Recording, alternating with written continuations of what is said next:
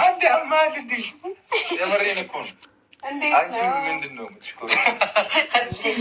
አይደለም ይሄንን መዘጋጀት ነበረ። በጣም ቆንጆ ነው። በቃ ያደረጋል እና የፈጠነ ስልክ ምናምን ተወስደን እሺ እሷ ወስዳ ነው አይደለም። አሁን በቃ ረፍተታል። አረ ማለት በቀረው ዲኮር እንደፋበል ምን ይታው እስኪ ወይ እናምጣ ያሳለፍኩት ዘመን ካንተ ፍቅር ቀድሜ የሳይለንስ ተቆርጦ ውዴ የኔ ለነጠላ ነፍሴ ተጥላን የሞላ